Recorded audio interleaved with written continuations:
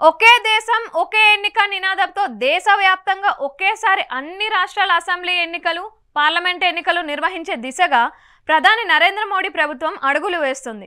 దీనికి సంబంధించిన సాధ్యాసాధ్యాలపై పరిశీలించేందుకు మాజీ రాష్ట్రపతి రామ్నాథ్ కోవింద్ ఆధ్వర్యంలో ఒక ఉన్నత స్థాయి కమిటీని కేంద్ర ప్రభుత్వం ఏర్పాటు చేసింది.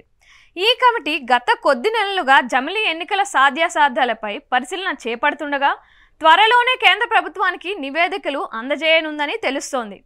జమిలీ ఎన్నికలు సాధ్యమా కాదా, ఒకవేళ నిర్వహించాలనుకుంటే ఎలాంటి రాజ్యాంగ సవరణలు చేయాలి అనే అంశాలను కోవింద్ కమిటీ పరిశీలించింది. వీటిపై ఒక నివేదికను తయారు చేసే పనిలో నిమగ్నమైంది. ఇందులో పలు సిఫార్సులు చేసింది. 2029 నాటికి జమిలీ ఎన్నికలు జరపాలంటే ఎలాంటి మార్పులు చేయాలి, రాష్ట్రాల అసెంబ్లీల పదవీకాలం పొడిగించాలంటే ఏం చేయాలి అనే దానిపై కేంద్రానికి పలు సూచనలు చేయనున్నారు. అలాగే లోక్సభ, అసెంబ్లీ, స్థానిక సంస్థల ఎన్నికలన్నింటిలో ఉమ్మడి ఓటర్ల జాబితా ఉండాలని కోవింద్ కమిటీ సిఫార్సు చేయనుందని తెలుస్తోంది.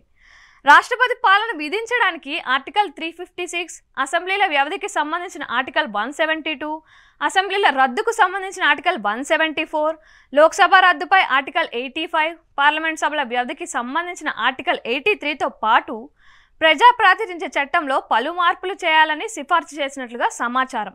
ఇప్పటికే జమిలీ ఎన్నికలపై విశ్రాంత న్యాయమూర్తి జస్టిస్ రుతురాజ్ అవస్థి ఆధ్వర్యంలో న్యాయ కమిషన్ కేంద్రానికి పలు సూచనలు చేసింది. దేశవ్యాప్తంగా ఒకేసారి ఎన్నికలు నిర్వహించేందుకు రాజ్యాంగంలో కొత్త చాప్టర్ను చేర్చాలని సిఫార్సు చేసింది. న్యాయ కమిషన్ నివేదికను ఇప్పటికే కేంద్రం పరిశీలించింది. ఈ కమిటీ వివిధ పార్టీలతో పాటు జడ్జిలు, మేధావులతో సమావేశమైంది. అన్ని వర్గాల నుంచి అభిప్రాయాలు స్వీకరించి రిపోర్ట్ని రెడీ చేసింది.